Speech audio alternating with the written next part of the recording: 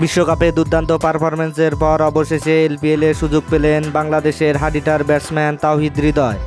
এলপিএলে ডাম্বুলা থান্ডার্সের হয়ে খেলার সুযোগ পেলেন তাওহিদ হৃদয়, যদিও ড্রাফটে সুযোগ পাননি তাওহিদ হৃদয়। আগের ডাম্বুলা থান্ডার্স ফ্র্যাঞ্চাইজিস ড্রাফট থেকে নির্বাচিত 4 বিদেশি খেলোয়াড়কে প্রতিস্থাপনের অনুমতি দিয়েছে শ্রীলঙ্কা ক্রিকেট বোর্ড। নতুন মালিকানায় ডাম্বুলা সিক্সার্সের পরিবর্তনগুলো আনছেন।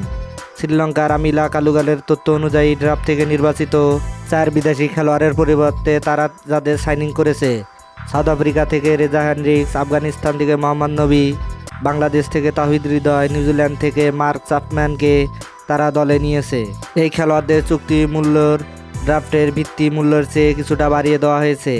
আগের মালিকের সরাসরি চুক্তিবদ্ধ খেলোয়াড় মুস্তাফিজুর রহমান এবং ইব্রাহিম জাদরান আগের মতোই দলে থাকবেন। দলের প্রধান কোচ হিসেবে দায়িত্ব দেওয়া হয়েছে বাংলাদেশের সাবেক স্পিন বোলিং কোচ রঙ্গনা হেরাতকে এবং মেন্টর হিসেবে কাজ করবেন শ্রীলঙ্কার রোশন মহানামা। হ্যাঁ দর্শক, আপনি কি মনে করেন তাওহিদ হৃদয় এলপিএলে আগের পারফরমেন্স ধরে রাখতে পারবে?